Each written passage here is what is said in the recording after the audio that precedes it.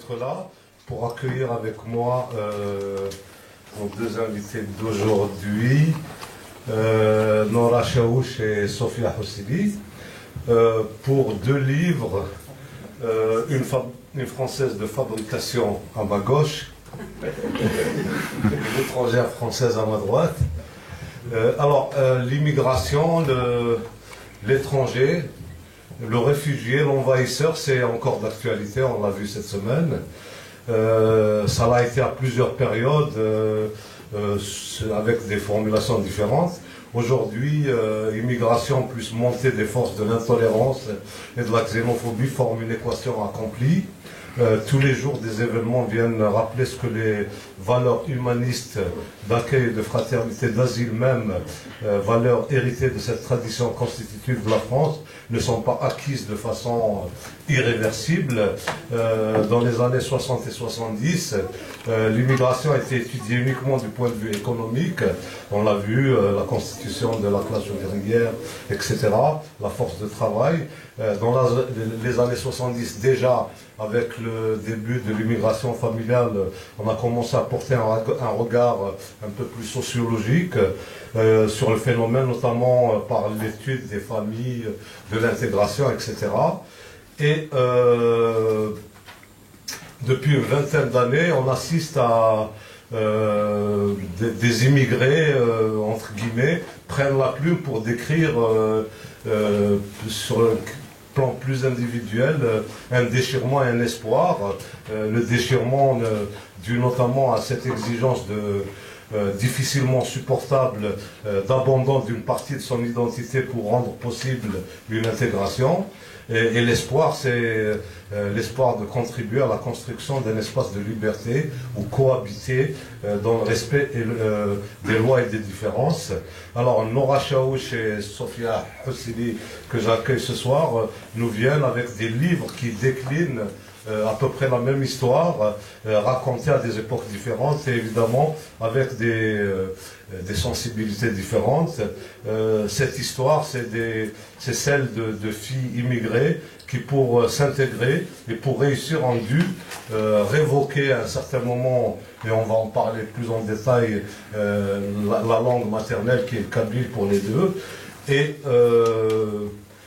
tout ce qui les singularisait en apparence, et donc parfois, Nora Chaouch nous le dira, parfois elle avait honte.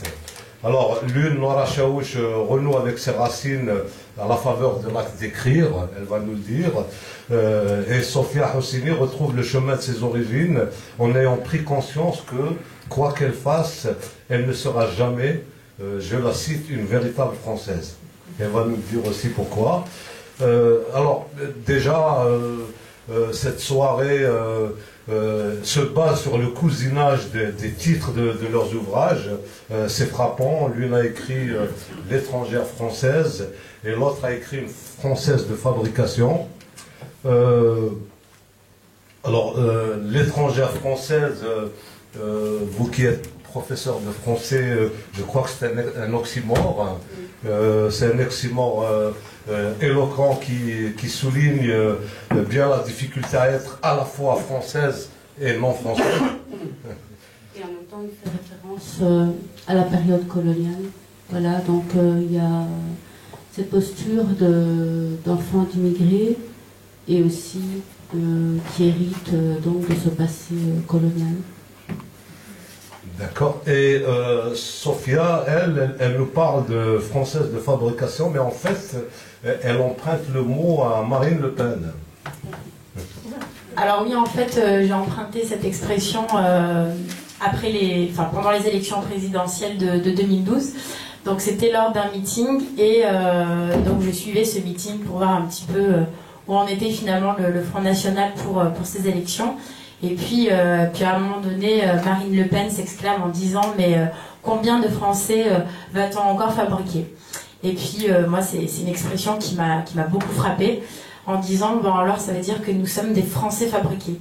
Et puis il y a derrière cette idée de voilà, nous ne serons jamais de véritables Français, c'est une construction, c'est quelque chose d'un petit peu artificiel. Et donc j'ai repris un petit peu l'expression pour en faire le titre de ce livre, en disant bon ben voilà, nous sommes des Français fabriqués, mais on va vous raconter notre histoire. Alors, je vais commencer par Nora Chaouch. Vous êtes née à Belfort en 1970. Vous enseignez les lettres et l'histoire dans un lycée professionnel dans l'Académie de Dijon. Oui, à Joigny. Vous avez publié 3 romans. Enfin, on verra l'ordre. Vous avez toujours chez le même éditeur, Henri. Chemin de terre en 2007, Cahier d'Entre-Rives, Collier d'Entre-Rives en 2009 et L'étrangère française donc en 2012. C'est celui-là qu'on va voir ce soir. On ne va pas dévoiler toute l'histoire qui, vous le dites par ailleurs, a quelque chose d'autobiographique. Oui, oui. C'est un récit assez compliqué à raconter. C'est une écriture par strates, en fait, liée à la mémoire, et puis un questionnement sur le rapport à la langue maternelle et puis française. Voilà. Alors, pour installer un peu le décor, c'est une étudiante qui va s'installer dans une toute petite pièce en résidence universitaire, 9 mètres carrés, hein, oui. C'est tout petit, et qui pour s'affranchir de l'étroitesse des lieux, s'adresse à Jeddah, la grand-mère, morte, qui symbolise l'ancrage et la vastitude de l'histoire familiale. Le décor donc est planté d'un côté l'espace clos de la chambre, qui est celui du réel, et de l'autre côté l'espace infini du souvenir et de l'imaginaire. L'écriture est très poétique. Et la poésie est revendiquée d'ailleurs parce que vous citez en exergue, vous mettez en exergue une citation de René Char, et on comprend bien la référence à René Char, l'écriture poétique tourmentée et lucide en même temps explique que vous convoquez René Char, qui est l'auteur de ces vers sublimes. C'est lui qui disait que la lucidité est la blessure la plus proche du soleil. Alors ma première question est la suivante. Est-ce que ce roman, est-ce qu'il continue le propos des 2 romans précédents? Si oui, quel est ce propos? En fait, ces romans sont des travaux, on va dire, d'écriture. C'est comme s'il y avait un besoin d'aller chercher une expression, mais que je n'ai pas encore trouvée. On va dire ce sont des chantiers, et peut-être qu'il y a, oui, ce besoin à un retour à l'origine, puisque j'ai parlé le kabyle jusqu'à l'âge de 6-7 ans, et puis progressivement j'ai perdu cette langue. Mais je ne suis pas capable de restituer les situations qui ont fait que, voilà, qu'elle a disparu. Mais je suis née donc en 1970, donc ça s'est passé avant, donc, dans la fin des années 70. À l'époque, je n'assumais pas mon origine, donc enfant d'immigrés. Donc il y a l'origine milieu social, milieu ouvrier, et qui vient d'ailleurs, donc avec une autre langue et d'autres coutumes, une autre vision du monde. Et c'est vrai que je n'assumais pas donc cette identité-là. Alors, on a l'impression, on ressent en lisant votre livre comme une démarche thérapeutique, quelque chose que on a l'impression que vous exprimez pour sortir quelque chose de... alors, si oui, c'est thérapie pourquoi, pour quelle douleur, pour quelle souffrance, pour quelle... Moi, je pense que c'est plus une quête. Et oui, c'est une quête de cette langue, de l'expression et de l'exaspération, on va dire, de l'individu, puisque je me rends compte que oui, on est beaucoup construit par les autres, et nous, dans tout ça, quand on abandonne ce qui nous lie, puisque qu'on le veuille ou pas, on n'échappe pas à l'histoire. Hein, donc on a une histoire très, très lourde, avec l'étrangère française centre ce désir d'écrire pour exprimer des violences perpétrées pendant la guerre d'Algérie et qui restent dans les silences, en l'occurrence beaucoup chez les femmes. Et c'est vrai que c'est très lourd pour un enfant, pour une jeune fille et pour une femme de continuer à vivre sans faire le point, ne serait-ce que au niveau de la famille, surtout ça. Moi je pense qu'il y a une quête de l'expression pour se libérer en fait, voilà, pour me libérer de ce poids de l'histoire. Voilà. Donc, alors, il y a aussi une question, c'est que, enfin, qu'on se pose, c'est que cette étudiante Kaina, qui va emménager dans cette toute petite pièce, elle va s'adresser à sa grand-mère, à Jeddah, et je me suis posé la question, pourquoi elle ne s'adresse pas à sa mère? Pourquoi elle saute un maillon? Bonne question. C'est vrai que tous mes romans sont traversés par le personnage de la grand-mère, qui est peut-être pour moi un personnage symbole qui porte l'histoire, qui porte la langue, qui porte aussi, puisqu'elle vit là-bas, c'est celle qui a manqué, puisque je ne l'ai pas beaucoup connue, je l'ai vue 3 fois ou 4 dans ma vie, mais elle a laissé beaucoup de traces. Et c'est vrai que c'est un repère qui permet de combler un manque. Et puis, oui, pourquoi pas la mère, parce que la grand-mère est vraiment implantée là-bas, quoi, en Algérie, en Kabylie, et qui est dans la continuité. La mère, c'est plus une rupture. Hein. La mère, je la représente dans le roman en cours par rapport à un départ et puis un regard nouveau. Du coup, ça va être elle qui voit l'étranger, l'Européen. Mais la mère, c'est plus dans la rupture, puisqu'elle quitte son pays. Voilà. Alors que la grand-mère est encore là-bas et n'a pas connu cette rupture. Alors, vous dites dans une interview que j'ai écoutée que Kaina, donc la grand-mère, l'étudiante communique avec sa grand-mère, elle communique avec elle en français, oui, pour retrouver le kabyle. Oui. Alors, puisque ça semble être un paradoxe.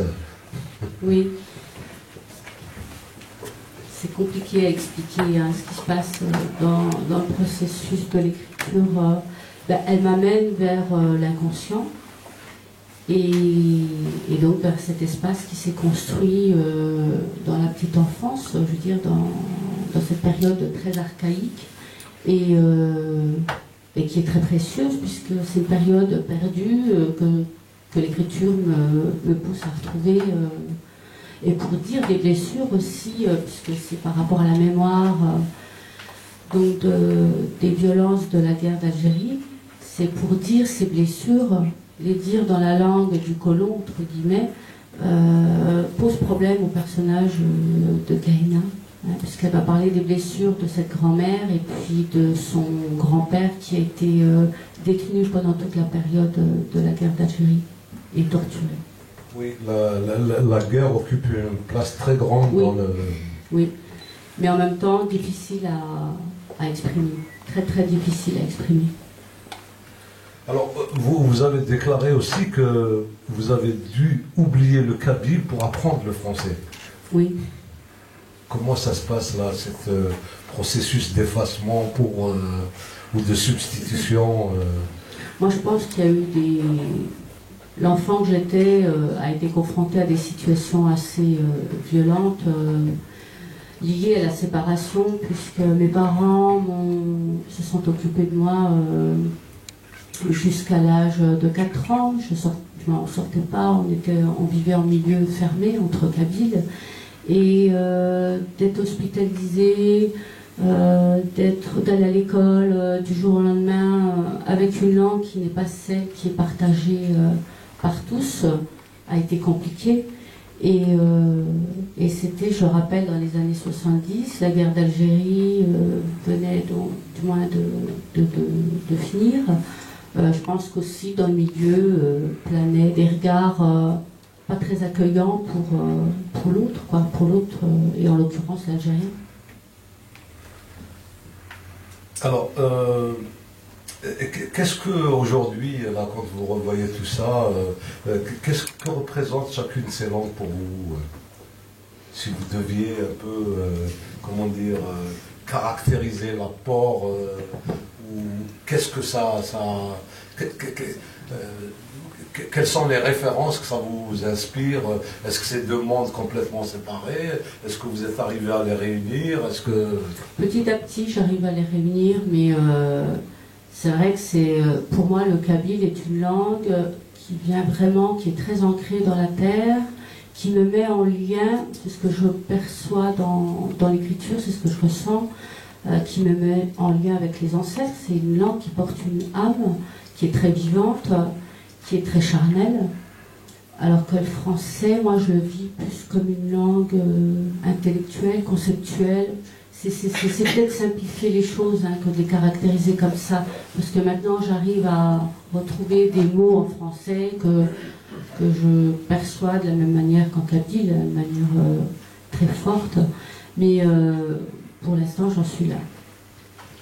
Mais ce sont des langues intéressant, d'avoir ces deux langues est intéressant puisqu'elle permet vraiment de voir que une langue ne peut pas vraiment être traduite par une autre. Il y a des dimensions que l'on ne peut pas retrouver, c'est complètement autre avec un grand A. Et c'est vrai que d'avoir ces deux langues à son actif, c'est très, très riche. Alors, vous dites aussi que, enfin, on le sent qu'avant l'écriture, qu'avant que vous mettiez à écrire, avant votre premier roman, vous aviez un peu honte de votre statut d'étranger, d'Algérienne, de Kabyle, et l'écriture vous a permis de relativiser tout ça? C'est-à-dire qu'il n'y avait pas beaucoup à mon époque d'Algériennes qui allaient à l'école jusqu'au bac. Les familles algériennes avaient peur de laisser partir les filles faire des études, par exemple. Et c'est vrai que j'étais pas très à l'aise avec les autres. Je me sentais beaucoup en retrait, différente, je me sentais pas acceptée. J'ai une anecdote, au lycée, sur une table, un jour, j'ai pris ma place, donc sur la table en bois était gravé NO, NOS, RA, RAT, dégoût, le dégoût, quoi. Il y avait du racisme qui était là, mais qui n'était pas identifié ni caractérisé, et c'est vrai que je le vivais très mal. Du coup, oui, je me sentais pas comme les autres et avec les autres. Alors, derrière votre propos qui est très poétique, on sent comme une sorte de militantisme pour une singularité qui paraît un peu réductible dans votre livre, la mazérité. Est-ce qu'on se trompe ou alors il y a quelque chose quand même de cet ordre-là dans votre quête, dans votre... Je pense qu'elle s'impose, la mazérité, oui, je la recherche puisqu'elle m'a beaucoup manqué, et puis je l'ai vécue dans le cercle familial et non pas de manière collective, et donc je l'ai vécue de manière très partielle, quoi. Je ne connais pas l'histoire du peuple amazigh, je ne l'ai pas connue pendant très longtemps. J'avais une vision très, très réduite de mon identité, et c'est vrai qu'aujourd'hui je vais à la conquête de tout ce qui fait cette identité. Alors, est-ce que vous voulez lire un ou des extraits On peut en lire un maintenant et puis d'autres tout à l'heure. Alors je vais lire la première lettre que l'étudiante adresse à sa grand-mère, justement pour pouvoir écrire. Ayez, Agilda, ma chère grand-mère, alors que le soleil précédant notre départ venait de toucher le flanc caché de la montagne, je t'ai rejointe pieds nus dans le clos de la chèvre où tu priais pour couvrir tes sanglots. Tu frappais tes joues avec la paume de tes mains, comme pour forcer une porte qui puisse te sortir. Et tu sortais des cascades de paroles, pressées de couler dans la source opiniâtre, tombant les unes liées aux autres et comme attirées par la terre.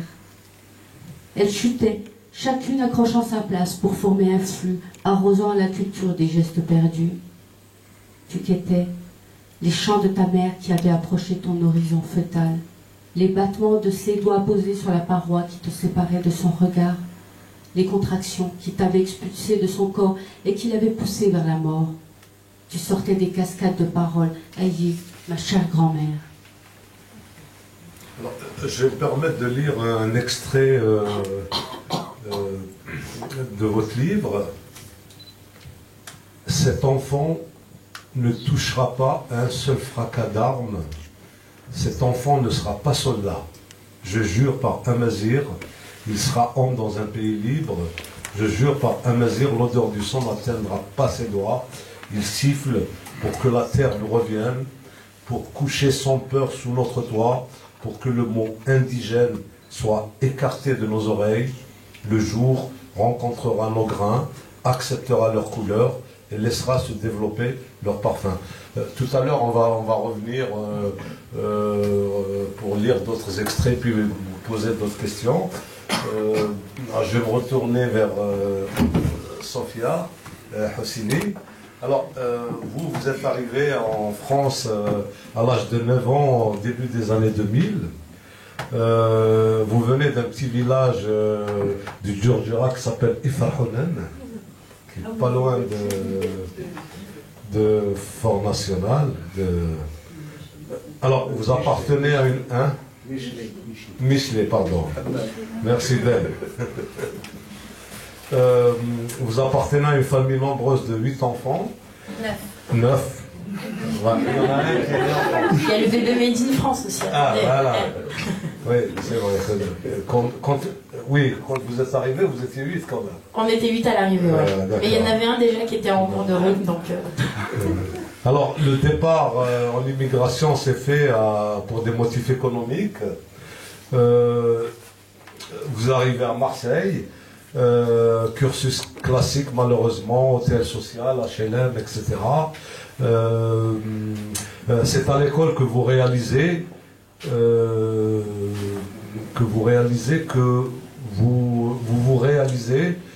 vous avez envie de vous battre, de faire des études, etc., pour montrer une forme d'excellence mieux que les natifs eux-mêmes.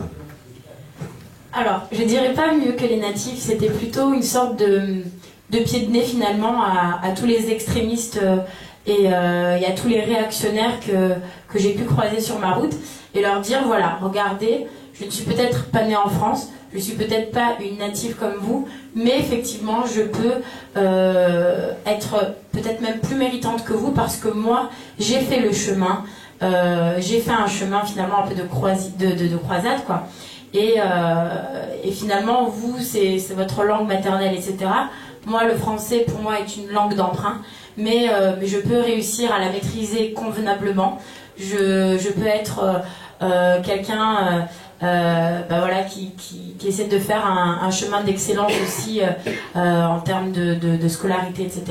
Et donc, pour dire, voilà, je veux dire, tous vos stéréotypes autour de l'immigration, finalement, ils se retrouvent... voilà, il s'effrite et il tombe comme un petit château de cartes, quoi. Alors, très tôt aussi, mais on va en parler plus en détail tout à l'heure, vous vouliez subordonner votre intégration, entre guillemets, à la révocation de tout ce qui vous faisait avant, hein, vous allez faire plein de choses qu'on verra tout à l'heure, mais très tôt aussi, vous êtes sensible à la singularisation et même à son expression politique à travers le discours et les pratiques de l'extrême droite. Alors, avant de commencer à vous poser les questions, quand vous êtes arrivé en France, vous avez pu régulariser vos papiers parce que votre maman avait la nationalité française. Pourquoi elle avait la nationalité française? Alors, elle n'avait pas... Alors qu'elle ne parle pas français. Elle parle français, mais pas comme nous, quoi. Alors, elle n'avait pas directement la nationalité française, mais on a pu faire une sorte de petit subterfuge. Je m'explique. Il se trouve en fait que du côté de ma mère, il y a eu une histoire d'amour un petit peu atypique entre mon grand-père maternel et ma grand-mère maternelle qui se sont rencontrés donc il y a très très très longtemps en France, en Lorraine. Et mon grand-père maternel est donc kabyle, il est né en Kabylie, il est arrivé assez tard finalement en France et il travaillait donc dans les mines de Lorraine, etc. Et ma grand-mère maternelle est allemande. Et elle était infirmière, etc. Donc elle travaillait également en Lorraine. Ils se sont rencontrés, c'était le coup de foudre. Vraiment, le truc comme on pourrait voir dans les films hollywoodiens, etc. Ils sont tombés amoureux et il se trouve que ce grand-père kabyle et cette grand-mère maternelle allemande ont eu ma mère qui est née sur le sol français. Donc a priori, elle n'est pas française, mais étant née sur le sol français, elle avait le droit en fait de faire jouer le droit du sol. Et du coup, le petit subterfuge, c'est faire jouer le droit du sang sur le droit du sol. Et donc du coup, pour nous, ça a été un petit peu moins compliqué que pour tous les autres migrants, tous les autres réfugiés, puisque du coup, on a pu, avec une sorte de petite bataille administrative, obtenir la nationalité française plus facilement que les autres. Alors, ce qui est amusant aussi et sympathique, c'est que votre grand-père va rentrer en Kabylie à Zoubga et il va emmener cette jeune infirmière allemande qui est devenue son épouse. Elle va vivre en Kabylie, elle va apprendre le kabyle, elle va vivre là-bas pendant des années, et puis elle faisait les travaux des chambres avec, comme les autres femmes de Kabylie, mais en mettant sa mahrem sur le jean. Il faudra, je ne sais pas si vous connaissez, il faudra, c'est le tissu que normalement on porte par-dessus la robe kabyle, mais effectivement, donc ma mère est retournée en Kabylie avec ses parents, quoi, très très tôt. Et voilà, ma grand-mère a dit non, je vais faire le choix de suivre mon amoureux et de vivre avec lui en Kabylie. Et finalement, elle a vécu toute sa vie en Kabylie, parmi les Kabyles, et elle parlait parfaitement bien le kabyle. Elle maîtrisait, donc elle avait 2 langues, donc elle parlait parfaitement bien l'allemand, parfaitement bien le kabyle. Et donc elle était là, elle mettait des pantalons et par-dessus elle rajoutait il faudra traditionnel. Voilà, et donc elle était reconnue dans le village à tel point que lorsqu'elle est décédée, il y a eu en fait un hommage. Elle a été enterrée même en Kabylie. Elle a été rapatriée. Elle a fait le choix d'être enterrée en Kabylie. Et donc voilà, et tout le monde, quand on dit Borga, c'est comme ça qu'on l'appelait. En fait, elle s'appelait Valborga, mais tout le monde l'appelait Borga. Et elle est très connue et elle est même reconnue, quoi, admirée, respectée de tous. Alors, votre livre est à mi-chemin entre l'essai et le témoignage. Hein. C'est à la fois un essai sur le racisme, l'intégration, etc., mais aussi un témoignage. Il a même des actions de mémoire un peu. Et ce qui est étonnant, son paternalisme à partir de mes 30 ans, c'est qu'à 20 ans, ce n'est pas un peu trop jeune pour se tourner vers le passé, déjà? Il n'est jamais trop tôt pour faire une rétrospective et dire, bon ok, là, quel est le bilan finalement de ma vie? Quel est le bilan de ce que j'ai pu faire et effectuer jusqu'à présent? Et donc, oui, peut-être que j'avais 20 ans, mais pour moi, c'était le moment de dire, où est-ce que j'en suis dans ma vie? Où est-ce que j'en suis dans mon petit cheminement? Et donc, non, je n'ai jamais assez jeune pour pour écrire ses mémoires ou écrire un essai témoignage. Non, c'est vrai qu'en tout cas, on gagne beaucoup en fraîcheur et en punch. Alors, vous allez nous dire pourquoi votre famille a-t-elle quitté la Kabylie? Bon, au début des années 2000, donc au moment du printemps noir, je crois. Exactement. Bien sûr qu'il y avait les raisons économiques, parce que bon, voilà, quand on regarde la Kabylie d'aujourd'hui, il faut savoir qu'il y a encore des gens qui vivent avec l'eau au robinet une fois par semaine, et donc tout le reste du temps aller à la fontaine chercher l'eau, etc. On est des gamins et on va chercher l'eau tout seul et compagnie, laver le linge à la main au mois de janvier avec les doigts tout gelés et compagnie. Donc bon, il y avait voilà effectivement des raisons économiques, mais il y avait par ailleurs les raisons plutôt, on va dire, géopolitiques. Il faut savoir voilà, que quand même l'Algérie est un pays plutôt raciste envers voilà, les communautés berbères, que ce soit en Kabylie, que ce soit à Gardaïa, que ce soit... Et donc voilà, on est parti, il y a eu le printemps noir, voilà, les terroristes continuaient quand même d'avoir des actions très violentes dans les montagnes. Jusqu'à présent, ils brûlent petit à petit nos forêts pour garder la domination de ce territoire, de ce bastion de résistance. Et donc voilà, c'était une sorte de ras-le-bol en fait finalement de mes parents, et ils se sont dit bon voilà, aujourd'hui on a 8 enfants et quel avenir je vais offrir à mes enfants. Et donc ils ont fait finalement cette démarche là véritablement pour nous offrir un autre avenir. Et ils se disaient, voilà, je veux que tous mes enfants puissent étudier, je veux que mes enfants puissent avoir la maîtrise finalement de leur destin et de choisir tout seuls ce qu'ils voudraient faire par la suite. Et pour eux, la France, voilà, c'était le choix le plus simple. Alors, quand vous étiez enfant, 8-9 ans, donc vous êtes venu à 9 ans, vous aviez 9 ans, vous n'étiez jamais sorti de votre village? Vous ne connaissez pas une ville, pas même Tizi ou Michelet, hein, même pas Michelet, non? Je suis allée en fait, je crois, une seule fois, quand mes frères étaient à la fac, donc j'étais quand même déjà assez grande, aller à la fac avec eux pour découvrir un peu ce que c'était, mais c'était pour moi déjà beaucoup, parce que oui, je viens d'un tout petit village vraiment traditionnel, voilà, comme je vous disais, j'étais de corvée d'eau, j'accompagnais ma soeur, lavais le linge avec elle, etc. Et donc voilà quoi. La vraie vie rustique, perchée dans ma montagne. En plus, moi, je suis née en fait à Tirourda, c'était même pas à Michelet. Parce que votre père est directeur d'école, donc il est voilà, un peu musée. Ouais. Donc on a quand même pas mal bougé, mais toujours dans des petits villages. On a fait Sarzouf, on a fait Tirourda, on a fait Zoufga. Donc vraiment que des tout petits villages c'était à échelle humaine, vraiment petit quoi. Et puis vous arrivez comme ça à Marseille, mais quand vous étiez gamine là dans votre village, comment vous voyez la France, les Français, tout ça? C'était l'Eldorado. Moi, c'était, quand on s'imaginait la France, on se disait mais qu'est-ce que c'est que ce pays? Moi, quand j'étais toute petite, j'avais l'impression qu'en fait sur la planète Terre, il y avait l'Algérie et la France, qu'il n'y avait rien d'autre autour. Et en fait, pour moi, donc il y avait un peu le pays des bouseux qui s'en sortent pas, etc. Et puis la France avec et je me souviens, gamine, donc j'avais des amis à l'école dont le père travaillait en France, etc. Et la moindre petite chose qui venait de France, c'était incroyable, quoi. Donc elle me ramenait des fois des stylos et je me disais mais c'est fantastique, un stylo qui vient de France, quoi. C'est incroyable. Et donc c'était comme ça, puis tout le monde était blond aux yeux bleus. Voilà, donc moi j'imaginais, je me disais, oh là là, en plus ils sont beaux les Français, etc. Parce que on s'imaginait en fait des sortes de petits anges comme ça, vachement beaux. Enfin vraiment, moi j'avais une admiration pour... je me faisais une construction, je me disais, mais c'est merveilleux en fait cet endroit. Alors après vous allez arriver, l'école, etc. Et puis vous avez très envie de vous intégrer. Hein?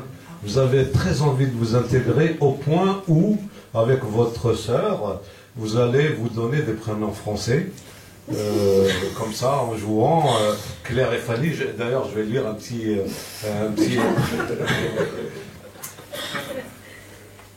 Alors, il y avait aussi un autre détail. Je voulais absolument avoir un prénom franco-français, ma sœur aussi d'ailleurs.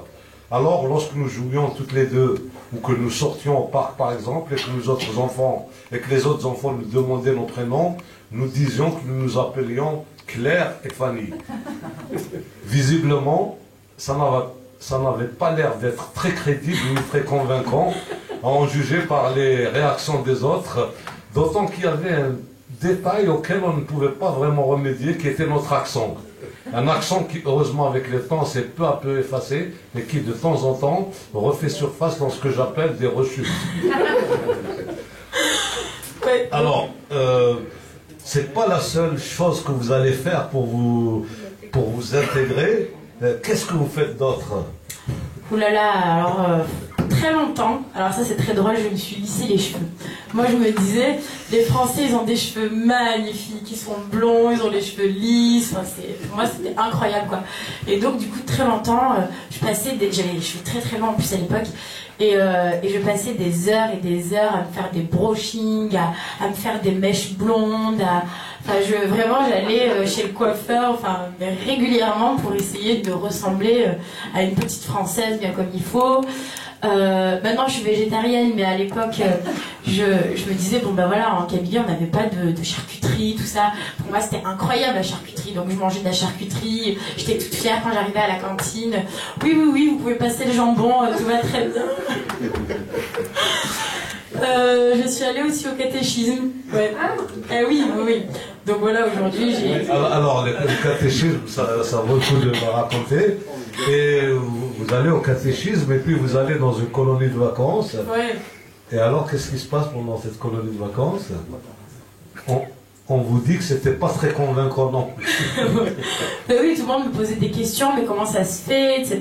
Donc voilà, vraiment à l'époque on avait un accent à couper au couteau, quoi. Enfin, vraiment terrible. Et puis en plus moi j'étais pas baptisée, je faisais n'importe quoi, j'allais à la messe, je prenais l'hostie alors que c'était pas autorisé, donc ouais, j'étais vue comme celle qui comprenait vraiment rien, et donc non, c'était vraiment pas crédible pour le coup, mais bon après j'ai vite compris que la religion et moi en fait on n'allait pas être grands copains. Alors il y a aussi une anecdote, un moment où vous allez prendre conscience quand même que quelque chose était un peu déréglé.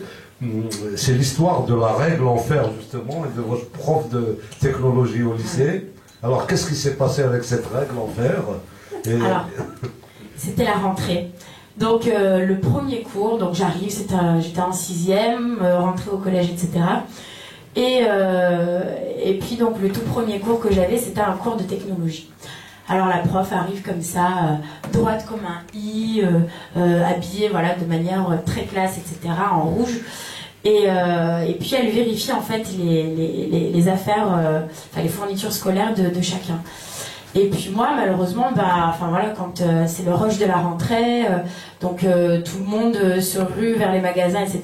Et malheureusement parfois il y a des ruptures de stock. Et moi il me manquait ce petit réglé en fer qui m'a traumatisée toute ma vie du coup. Il me manquait ce petit réglé en fer.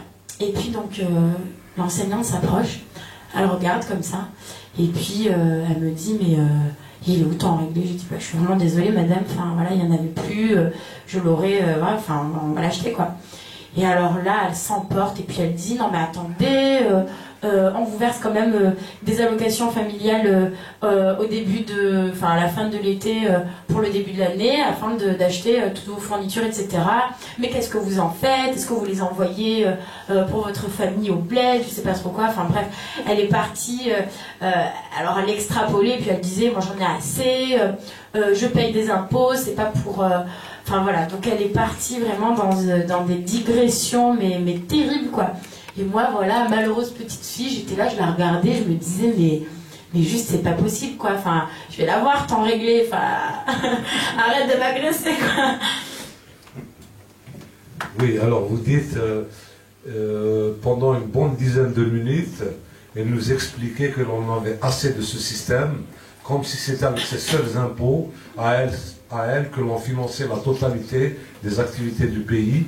Je sentais les larmes monter aux yeux, j'essayais de les retenir, de ravaler cette colère, mais je me sentais profondément humilié, blessé, et je sentais tous leurs regards se braquer comme moi, comme si j'étais fautive, tout cela pour une simple règle en fer. Il y a un truc particulier quand même chez les Kabyle, c'est cet orgueil et cette fierté. J'étais là, je me rappelle. Donc vraiment, j'avais envie de pleurer, je me sentais vraiment super mal. Mais non, j'ai dit non, je vais pas lui faire ce plaisir-là. Elle est en train d'essayer de m'humilier, mais je vais essayer de garder mon sang-froid et de retenir cette colère et de me tempérer, quoi. Alors là, vous faites aussi une déclaration d'amour à la langue française. Vous maîtrisez bien. Est-ce que c'est pas une façon d'en remontrer aussi aux natifs, à ce que vous appelez les souchards? Alors en fait, c'est vrai que quand on arrive et qu'on ne maîtrise pas, qu'on ne connaît pas du tout une langue, qu'on la découvre, moi je sais que quand je suis arrivée et que je me baladais comme ça dans la rue, j'écoutais parler les gens, je me disais mais elle est incroyable cette langue, et je l'ai trouvée tout de suite très très belle. Et donc pour moi en fait il fallait vraiment fournir tous les efforts possibles et imaginables pour la maîtriser au plus vite, et c'est ce que j'ai fait d'ailleurs. Au bout d'une année scolaire, je la maîtrisais parfaitement, et pour moi voilà, c'était aussi une manière de commencer finalement ce cheminement vers l'intégration et vers l'entrée dans ce cercle des Français qui pour moi voilà toute ma vie était finalement cet Eldorado, quoi, et ce rêve finalement, quoi. Certains ont the American Dream, le rêve américain. Pour moi c'était le rêve français, quoi. Alors je voudrais revenir sur un petit épisode amusant aussi et attristant en même temps. C'est l'une de vos enseignantes, pourtant visiblement qui a beaucoup de sympathie pour les émigrés, qui a vu un soir à la télévision un film de Yamina Benguigui qui s'appelle Aïcha, qui raconte l'histoire d'une jeune femme, d'une beurette entre guillemets, etc. Enfin bref. Et puis elle vient le matin, elle vous dit ah, j'ai vu le film de Benguigui et j'ai pensé à toi. Alors il y a un truc très particulier en fait, c'est ces personnes qui finalement véhiculent des stéréotypes et une forme de racisme sans forcément le vouloir. Et c'était le cas de cette enseignante de français pour qui voilà, j'avais de la sympathie, mais qui elle véhiculait finalement des stéréotypes. Et au départ en fait j'ai pas compris sur le moment en fait la situation. Et c'est après, en sortant de la salle de cours, où je me suis dit mais pourquoi elle m'a dit ça? Et donc effectivement je lui ai dit bah non, j'ai jamais vu ce film, etc. Et en rentrant chez moi en fait je regarde ce film et je me dis ouais d'accord, en fait c'est l'histoire d'une petite beurette qui est née en France mais dont les parents sont algériens, elle vient en banlieue, etc. Et pour elle son rêve c'est de partir à Paris et de passer le périphérique, et en fait donc elle a pas trop le droit de sortir, elle est un peu bridée, quoi. Et donc j'ai dit mais quelle image elle a de moi, quoi, et pourquoi je lui fais penser à cette jeune femme, quoi. Et je me suis posé des questions, je me suis dit bon c'est quand même un peu limite là. Alors vous avez eu le bac assez facilement, hein, je peux le dire. J'habite à Marseille, je passais tous mes après-midi à la mer au lieu de réviser. Et puis vous êtes en classe de prépa pour une grande école, mais vous vous sentez très mal à l'aise dans ce milieu des prépas. Pourquoi? Qu'est-ce qui s'est passé? Il y avait en fait finalement plusieurs facteurs qui entraient en compte. C'était une classe donc de 40 élèves. Alors c'est vrai qu'au départ j'étais quand même très fière. Il y avait 500 dossiers en fait de candidature pour cette classe préparatoire, et 40 personnes ont été retenues. Donc j'étais quand même assez heureuse d'en faire partie, etc. Sauf que très vite, il y a eu déjà une première chose, c'est qu'au début de l'année, en fait, on devait se présenter, chacun son tour. Et donc moi, mon nom de famille, c'est Ossini, j'étais à la lettre H, et donc au milieu un petit peu de la liste. Et donc, chacun son tour, ils allaient au tableau, ils se présentaient, oui, voilà, moi je m'appelle un tel, Dupont, je sais pas quoi. Mon père est avocat, ma mère est procureure, nous vivons dans le 8e arrondissement de Marseille. Donc ça continue, ça continue. Et je me disais, mais qu'est-ce que je vais raconter? Et donc j'arrive au tableau, je dis oui, bonjour, donc Sophia Ossini, j'habite à la Sauvagère, donc c'est une cité en fait de Marseille. Donc j'habite à la Sauvagère, on est 9 enfants, et puis mon père est agent de sécurité, ma mère elle est à la maison. Et donc tous les gens me regardaient, oh là là, regardez la pouilleuse. Enfin vraiment, je sentais les regards un peu de mépris en se disant, mais qu'est-ce que c'est que ça? Enfin, donc il y avait cet élément, déjà j'étais la seule immigrée, primo-arrivante entre guillemets. J'étais la seule issue de quartiers populaires et la seule issue de lycées publics. Donc ils venaient tous de privés, etc. Et donc ça faisait quand même beaucoup, quoi. Puis je me souviens aussi que tous les samedis, en fait, j'entendais qu'ils participaient à des rallyes. Je me disais, tiens, ils ont une passion commune, c'est les voitures, quand même. J'étais à milieu, en fait, d'imaginer ce dont il s'agissait. Et en fait, les rallyes, j'ai appris plus tard, pauvre naïve que j'étais, que c'était des soirées pour que les gens de bonne famille puissent se rencontrer. Et bien évidemment, moi, j'étais pas invitée, quoi. Hein. Alors, pourtant, vous avez passé 10 ans pour vous fabriquer en tant que Française. Et puis, après ces 10 ans de construction, vous terminez le livre par un retour imaginaire et non réel, hein, parce que vous n'êtes jamais retourné. Non. Vers le village des Farhanen. Alors, pourquoi vouloir repartir, au moins de façon imaginaire, alors que vous avez mangé du jambon, vous avez mangé l'hostie, etc. Pourquoi qu'est-ce qui s'est passé?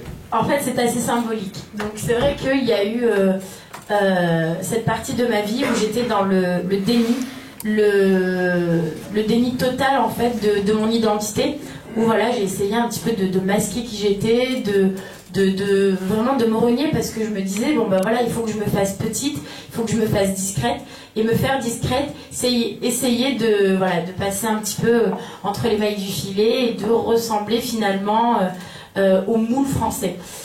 Et en fait, à l'adolescence, je me suis dit, mais c'est vraiment idiot ce que je suis en train de faire.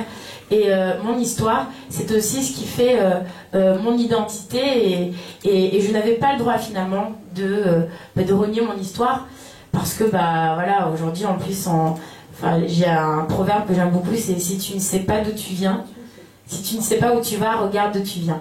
Et donc c'est vrai qu'on ne peut pas finalement avancer tant qu'on n'est pas en paix avec son histoire, et c'est pour ça aussi que c'est pas idiot de faire ce genre de bilan à l'âge de 20 ans, parce que si on a envie d'avancer et de se construire sereinement, il faut être en paix avec son passé.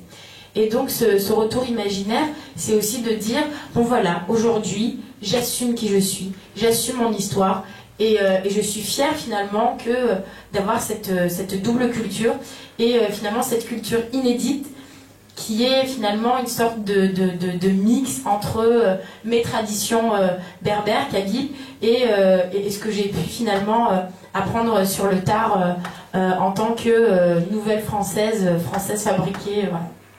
Alors, je vais me permettre de lire un petit extrait de la fin de votre livre.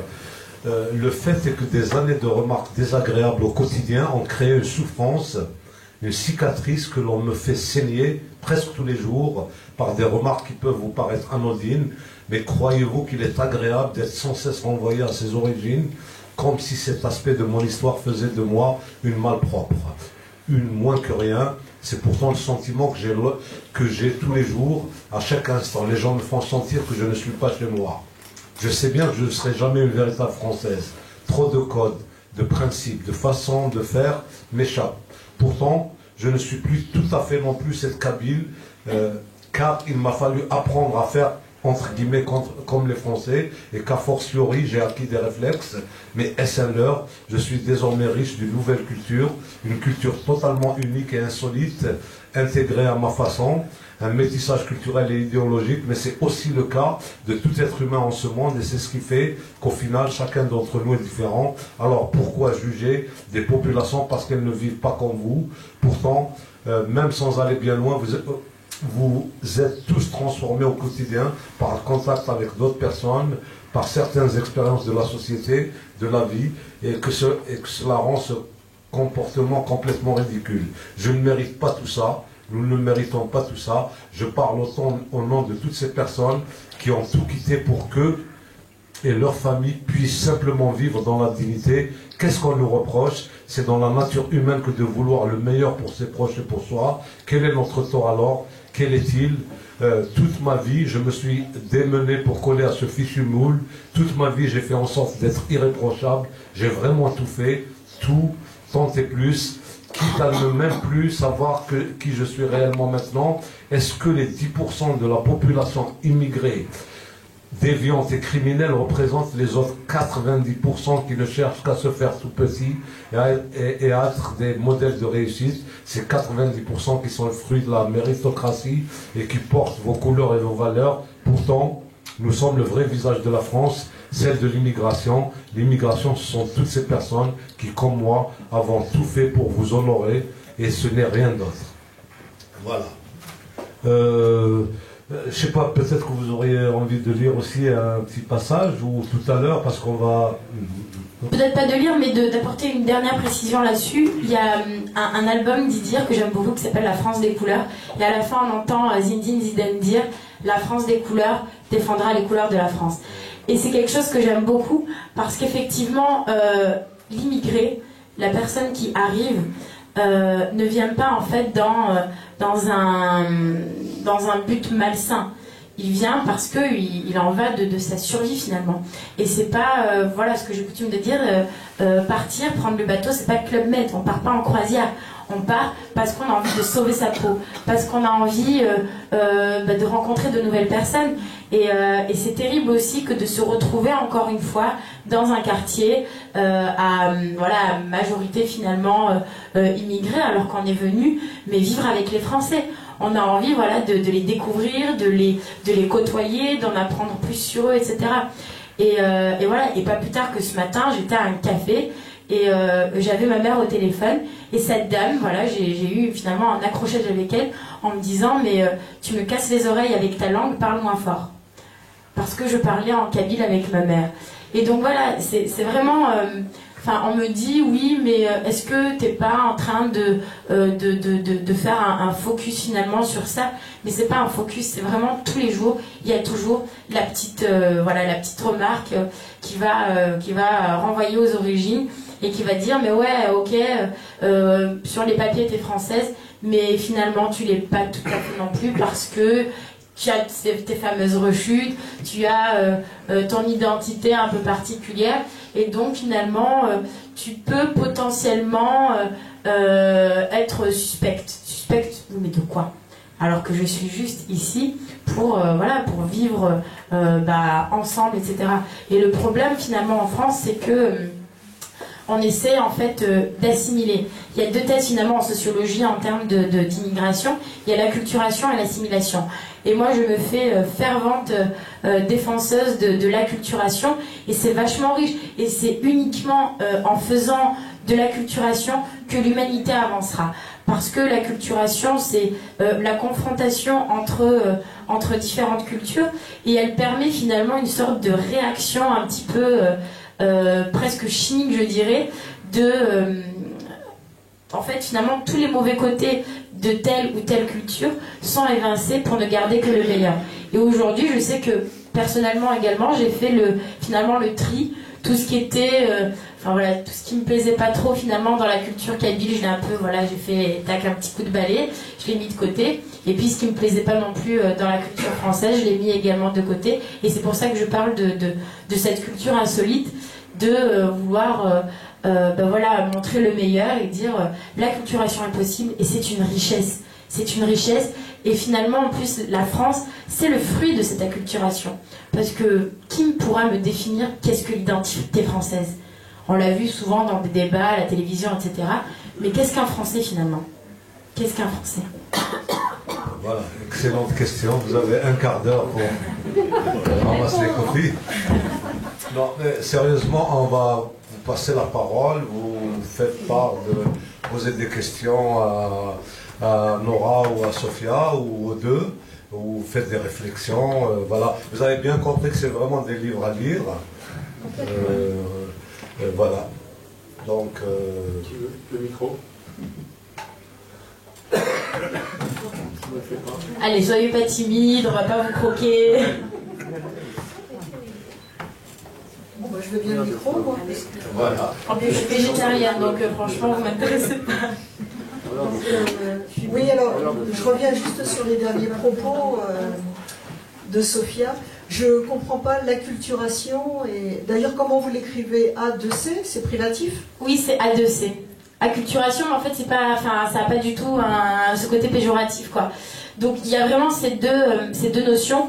L'assimilation, donc, voilà, ça vient du verbe assimiler, et donc c'est effacer finalement et harmoniser, en termes de culture. Donc, quand quelqu'un arrive, quand on dit, voilà, on a une politique d'assimilation, c'est lui dire, voilà, il faut que tu agisses comme un Français. Que tu maîtrises l'histoire, que tu maîtrises la langue convenablement, que tu fasses pas de remous. Et l'acculturation, c'est vraiment cette notion de bien sûr en savoir un peu, davantage sur la culture d'accueil, mais ne pas renier sa culture d'origine. Et donc c'est faire cette confrontation. Voilà. Moi j'ai du mal avec ce terme, acculturation. J'ai l'impression qu'il n'y a pas de culture. Oui, c'est privatif. Bah pourtant, sociologie, c'est le terme utilisé après, j'en suis pas responsable. D'accord. Par contre, assimilation, comme disait la psychanalyste, j'ai un trou de mémoire, c'est une, Alice Cherki, pardon, notre ami Alice Cherki, c'est une métaphore digestive. On vous demande, vous êtes ingéré. Simulation, c'est une métaphore digestive. Hein. Vous êtes ingéré, vous êtes. C'est de l'ingestion, c'est pas de l'assimilation en fait. Ingéré et digéré. Voilà. Est-ce que vous avez d'autres questions, d'autres remarques, d'autres. Non, moi j'étais restée là-dessus. Peut-être que ça reviendra D'accord. après. Est-ce que quelqu'un veut le micro? On vous la parole. Ben. Hein, Ben, le micro là. Il veut pas parler. Voilà. Puis tu connais Soubga, tu connais Farhanan. Oui, je connais, bien sûr. Non, mais je crois que d'autres réponses ont été déjà apportées à cette question-là. Bien éclairé, c'est Amin Malouf. Dans les identités meurtrières, il en parle très bien. Et il y a un truc qui me préoccupe toujours, je me dis, pourquoi ces problèmes ne se posent qu'aux Africains en général. L'Afrique du Nord et l'autre Afrique, parce que les autres étrangers ne se posent pas ces problèmes-là. Alors je me pose la question, pourquoi ces problèmes identitaires, etc. Je suis d'accord avec vous, il y a un truc qui est vachement particulier, c'est que il y a finalement une différence entre l'immigré européen et l'immigré extra-européen. Et ça, c'est terrible. Parce que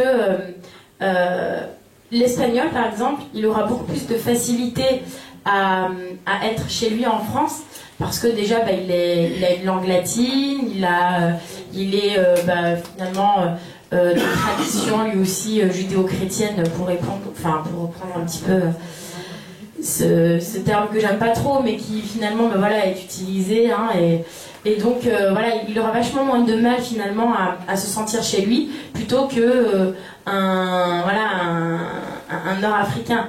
Et il y a ce côté déjà cultuel un petit peu, parce que je veux dire, l'espagnol, voilà, il y a quand même le côté chrétien, etc., qui existe, hein, et cette langue latine qui se rapproche quand même beaucoup du français, alors que quand on arrive et qu'on parle le kabyle, ça n'a absolument rien à voir avec le français. Et j'ai l'impression, oui, qu'il y a vraiment une différence finalement d'accueil des migrants. Nora, vous auriez une réponse à cette question? Est-ce que vous pensez que je vais peut-être un peu plus préciser la chose. Je ne parle pas que des Européens. J'ai connu des Iraniens, par exemple, ils ne se posent pas ces problèmes. Ils se posent d'une autre façon, mais pas, par exemple, au niveau de la langue, mais pas autre chose. Des Asiatiques. Donc, je ne parle pas seulement des Européens ou judéo-chrétiens, etc. Non, je parle des autres. Mais peut-être qu'il faut plutôt voir dans autre chose, c'est peut-être le rapport, le complexe du colonisé, le complexe du colonisateur. C'est ça qui est au fond, le fond du problème. Parce que, je vais vous dire une chose, la première fois que j'ai été en Belgique, j'ai été surpris de me trouver, de discuter avec des Belges, normalement, sans aucune, comment dirais-je, aucun a priori, sans arrière-pensée, sans tout. Pourquoi? Parce que ici, effectivement, chaque fois qu'on discute avec un Français, on est toujours sur nos gardes. Alors, soit on a affaire à un Français qui est raciste, comme vous le dites, heureusement qu'il n'y en a pas beaucoup, hein, mais il y en a quand même. Et soit on a aussi affaire à une autre catégorie qui pose aussi problème, c'est celle de comment on peut appeler ça, le paternalisme. Voilà, c'est un Algérien, ça fait rien, il est bien, tout ce qu'il fait est bien. Ça aussi, c'est aussi gênant que celui qui a des propos racistes. Le problème, c'est d'arriver à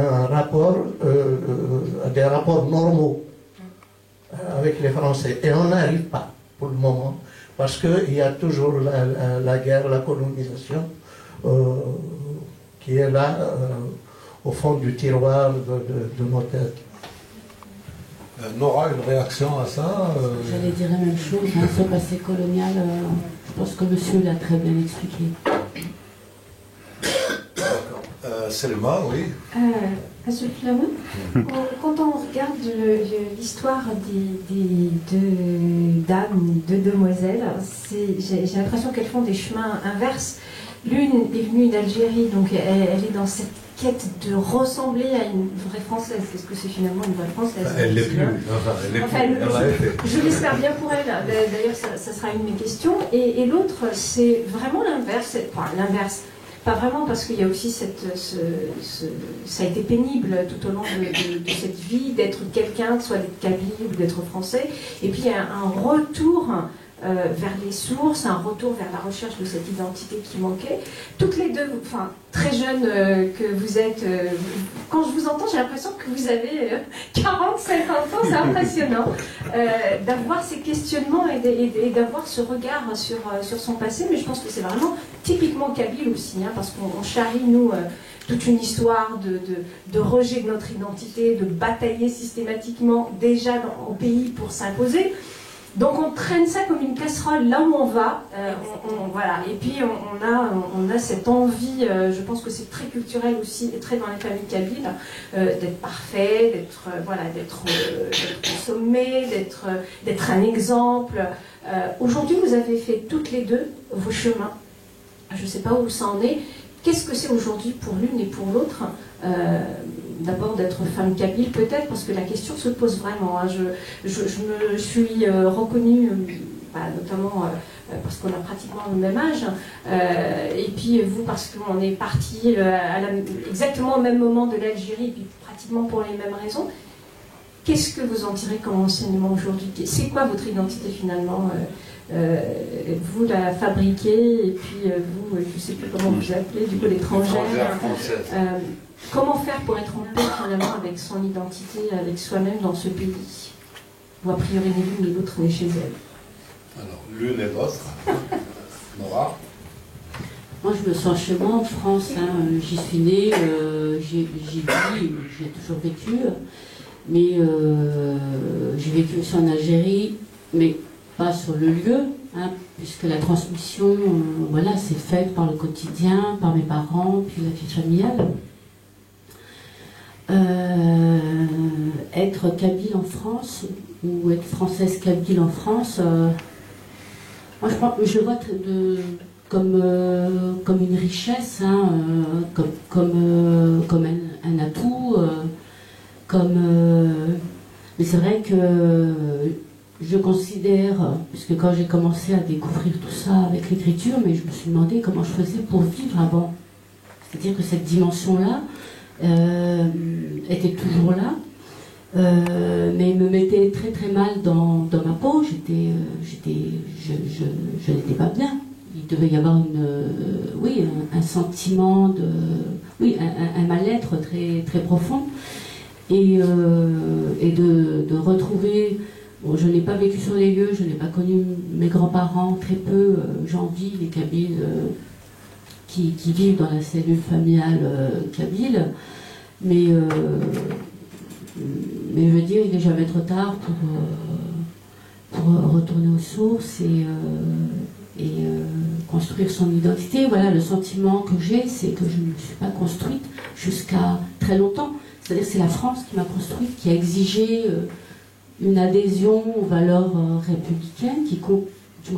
Ça, c'était dans ma tête de jeune fille, d'adolescente, parce qu'une femme kabyle, c'est pas une femme française. Je veux dire, on n'a pas les mêmes droits. Elle n'est pas reconnue comme une personne qui puisse investir la place publique. Elle est dans le domestique, et puis les tâches au village. Je veux dire, les sociétés sont complètement différentes. Et c'est vrai que j'ai eu à lutter aussi contre ce modèle-là, parce que je ne voulais pas de cette identité de femme kabyle. Parce que ça n'allait pas du tout avec une vie en France où les valeurs de... La femme est reconnue à l'égal de l'homme. Donc c'est vrai qu'il y a cet aspect-là, on n'en a pas parlé, mais c'est vrai que moi, ça m'a effrayée, cette posture de femme kabyle pendant toute mon adolescence. Mais c'est quoi? Ça m'a empêchée de me construire. Mais c'est quoi justement pour vous, c'est quoi être une femme kabyle finalement, si ce n'est juste être une femme? Alors, je ne construis pas un truc dans la tête là.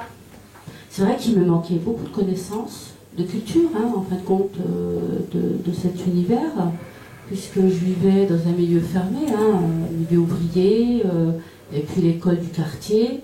On ne m'a pas incité à me tourner vers ce que je suis. Maintenant, on le fait à l'école. J'enseigne en terminale bac professionnel. En l'occurrence, on a une forte concentration d'enfants migrants. On amène les élèves à s'interroger sur l'autre et l'identité. Mais à mon époque, je n'ai jamais entendu parler de ces mots-là. Voilà, j'ai jamais été questionnée là-dessus.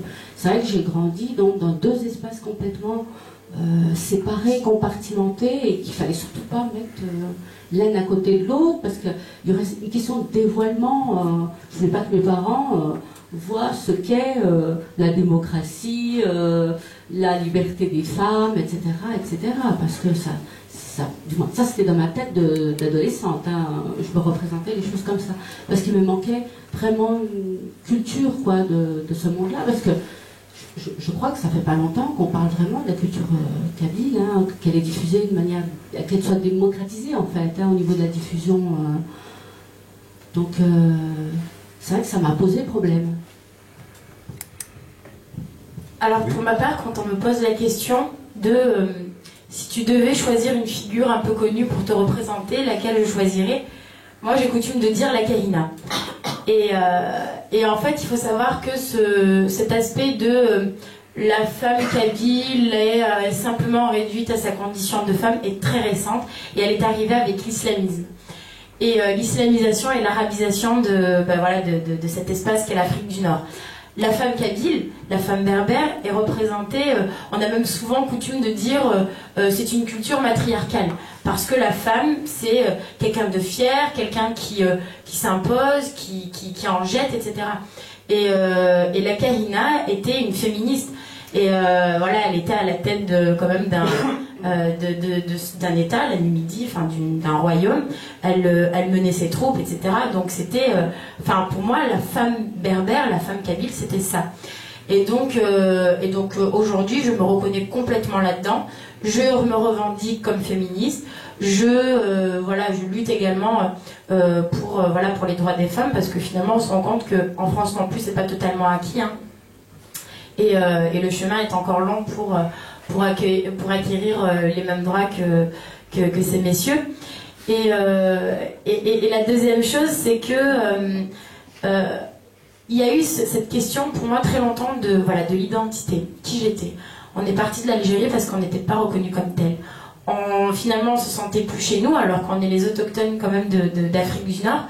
Et on est parti en se disant, on n'est pas reconnu comme tel, on n'est pas considéré, on est même humilié. Le kabyle n'est pas reconnu comme langue officielle. Ça fait partie, mais on dit dans la Constitution est écrit la langue de l'État c'est l'arabe et sa religion c'est l'islam. Ma langue ce n'est pas l'arabe, ma religion ce n'est pas l'islam. Et donc pour moi ce pays ne me représente pas finalement. Et quand on arrive ici, il y a toujours ces questions de ouais, mais t'es un immigré, t'es pas complètement français. Et il y a eu véritablement ce moment où je me suis dit, mais alors où est-ce que je suis chez moi? J'ai l'impression de n'être chez moi nulle part. Mais après, finalement, et grâce à ce livre, j'ai réussi à exorciser finalement les derniers fantômes de ces questions identitaires. Et qu'aujourd'hui, je me revendique comme citoyenne du monde. Souvent, maintenant, quand on me pose la question, mais alors, quelle est ton identité? Je dis, je suis humaine avant tout. Regarde, si jamais on s'écorchait tous les deux, notre sang est rouge tous les deux, on a tous les deux du sang, que tu viennes d'ici ou d'ailleurs, si jamais on voulait s'adonner à des pratiques un peu folichonnes, etc. On pourrait avoir des enfants ensemble. Les races n'existent pas. C'est Jean Jaurès qui disait ça, il n'y a qu'une seule race, c'est l'humanité. Et donc, je me revendique comme citoyenne du monde, avec bien sûr ma spécificité, parce que bien sûr c'est une richesse aussi que d'avoir ma langue kabyle, cette nouvelle langue aussi qu'est le français, mais avant tout je suis humaine, tout simplement. Et ce livre, surtout c'est avant tout finalement un pied de nez aux réactionnaires. Et notamment, je ne sais pas trop si on a le droit de citer des... On a le droit. Un pied de nez au Front National, parce que vraiment, notamment en 2012, j'ai dit, bon là, ça y est, j'en ai assez. Et vraiment, il rejette toute une frange de la population qui travaille, qui paie des impôts, qui est là finalement et qui participe à la bonne marche et au bon fonctionnement de la société. Et donc c'est pour ça que de manière un peu ironique j'ai appelé ce livre Une Française de fabrication, parce qu'il nous appelle comme ça. Donc voilà. Alors on a encore 5-10 minutes. S'il y a d'autres questions, d'autres réactions, d'autres... Il y a plein de questions. Oui. Il faut les poser. Non, mais parce que c'est très intéressant. Pourquoi Kahina? Pourquoi pas plus récente, Farman Soumar, qui est chez vous là? Farman Soumar, c'est qui a résisté à la colonisation française, qui a dirigé une armée. C'était une femme. Oui, mais moi je trouvais ça super intéressant qu'au 7e siècle quand même, c'est il y a super longtemps quand même, on ait cette femme-là qui, alors que ça ne se voyait même pas en Europe, quoi. En Europe, voilà, les femmes, elles étaient considérées comme des moins que rien, alors que nous, en Afrique du Nord, on avait cette femme qui était là et qui était à la tête de son armée. Et donc pour moi, c'est quand même plus valeureux, quoi. Donc c'est pour ça que je la citais, et puis voilà. Non, je ne suis pas contre, hein, mais bon. Mais pour vous dire quand même que c'est après l'indépendance que le rôle de la femme chez nous a été, comment dirais-je, d'abord on a commencé à nier progressivement sa participation à la guerre, donc ce qui pouvait lui donner droit à la vie de la cité normale, parce qu'avant, il y a quelque chose qu'on oublie tous, c'est que dans les villages, on dit que c'est les hommes qui réglaient les problèmes des Jmeïs, alors que c'était faux. Les vrais problèmes étaient réglés des terrains, à la frontière, par les femmes.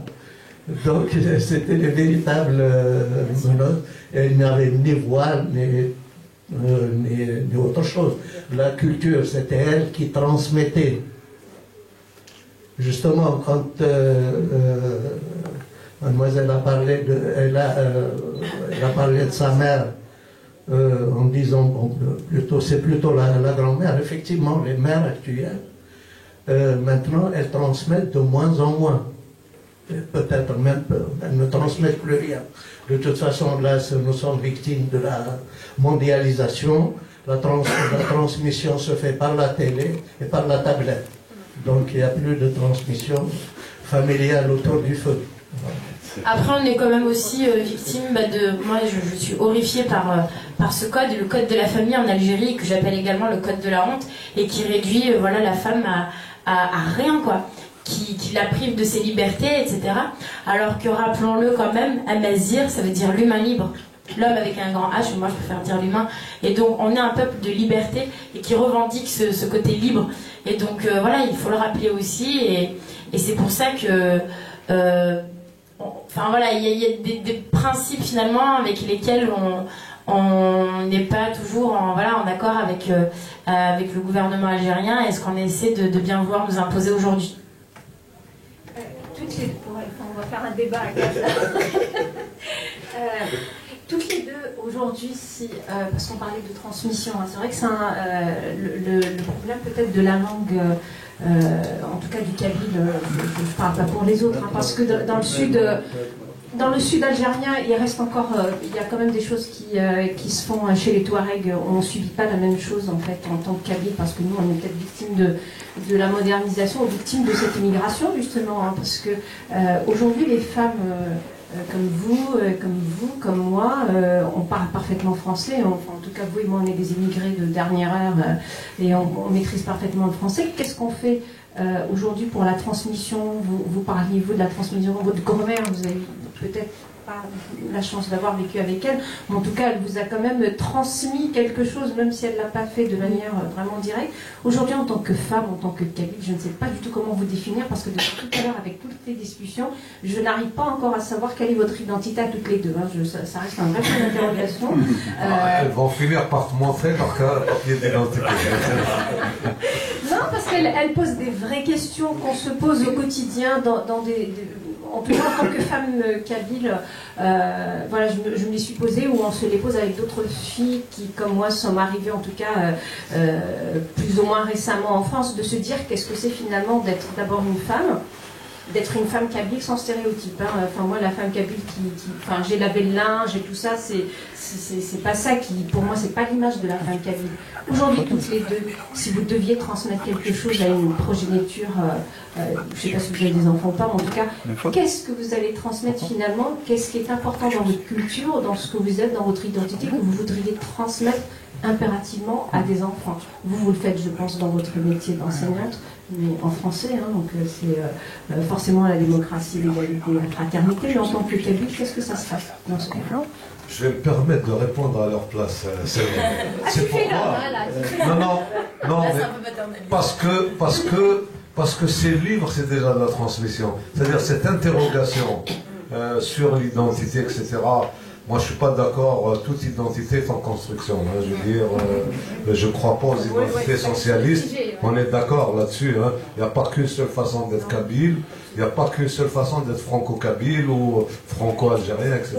Donc je pense que déjà, je me suis permis de dire ça parce que pour moi, ça c'est déjà le fait de transmettre une interrogation, un tourment même, parce qu'il y a du tourment dans ce questionnement, c'est déjà dans la transmission. Alors, mais enfin, j'allais dire la même chose, mais d'une autre façon, c'est l'expression. Hein, la parole a une grande place hein, dans notre culture déjà. Hein, on a une culture de...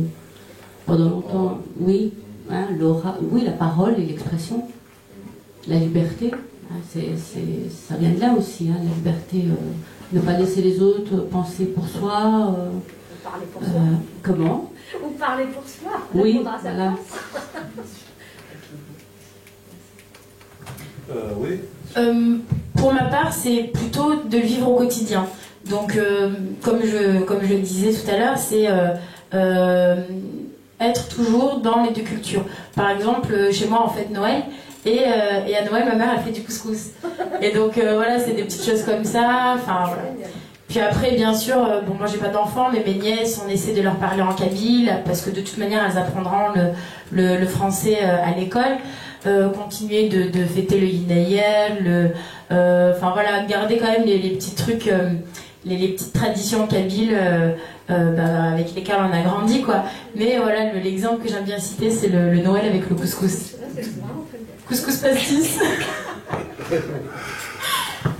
Alors, je sais pas, peut-être que vous voudriez lire un petit extrait chacune avant de finir, pour nous mettre l'eau à la bouche, là, pour...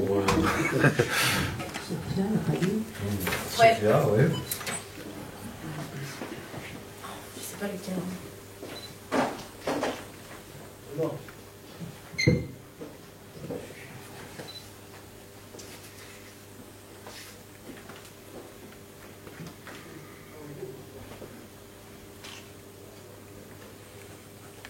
Peut-être la fin, non? Peut-être la fin, ouais. Allez. C'est pas mal l'histoire du village.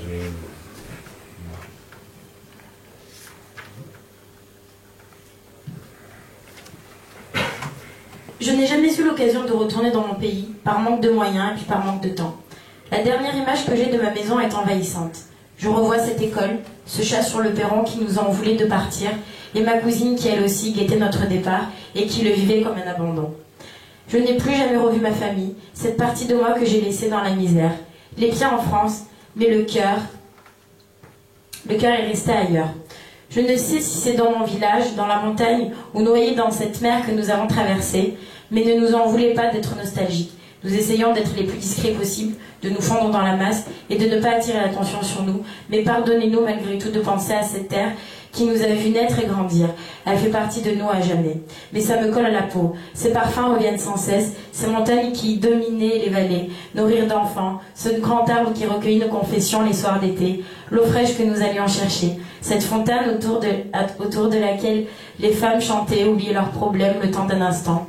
Les poires volées chez le voisin, nous n'avions rien. Ce village était perdu, loin. Mais cet ailleurs me revient sans cesse, il m'appelle. Je voulais l'oublier, comme on veut oublier un amant interdit. Mais ces images me hantent la nuit, me disent de retourner dans ces lieux en pèlerinage, retrouver ce que j'ai abandonné en ce matin froid et humide. Oui, tout ça me colle à la peau. Nous sommes des âmes errantes, perdues, mais nous faisons de notre mieux pour être irréprochables. Mais tout est matière à critique, tout est matière à discrimination, tout est matière à la haine. Mais regardez-nous, nous sommes la majorité silencieuse. Nous faisons tout pour vous servir, et vous ne voyez que ces épiphénomènes que l'on vous montre sans arrêt à la télévision, comme s'ils représentaient tout le monde. Voilà la fin d'une partie de mon histoire. Mes premiers pas et mes premières années dans ce pays que j'ai essayé de faire mien, et qui un jour, j'ose espérer, me considérera comme sienne.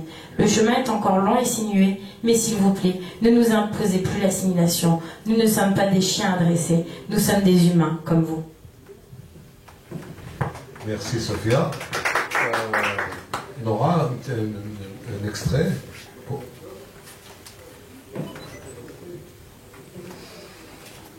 La lettre finale. Elle dit Gilda, ma chère grand-mère.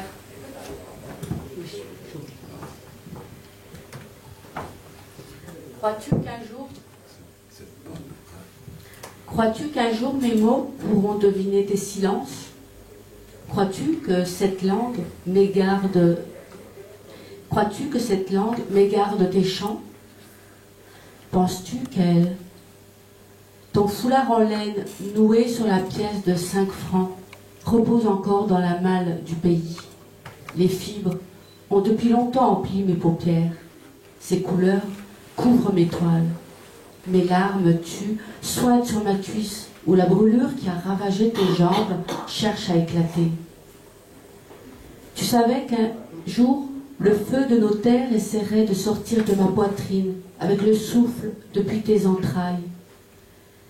Voulais-tu que je coule ces écrits dans les racines de l'olivier, qu'ils reprennent sa matière, que mes mots rejoignent tes paroles, qu'ils soignent l'arbre de l'arrachement?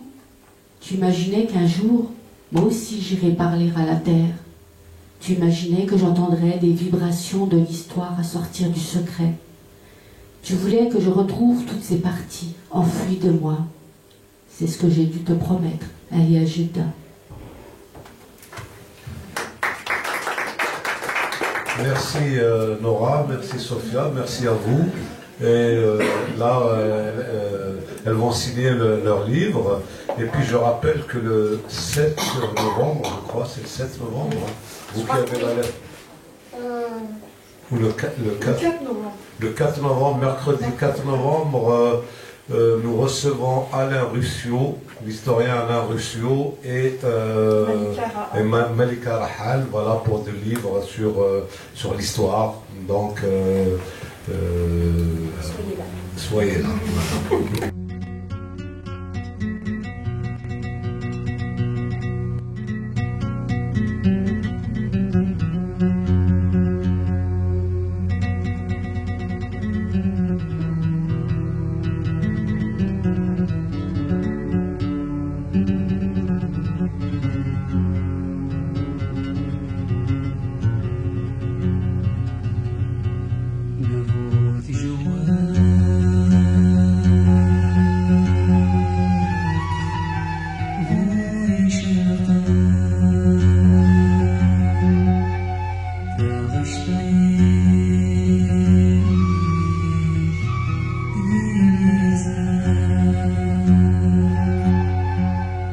Atasını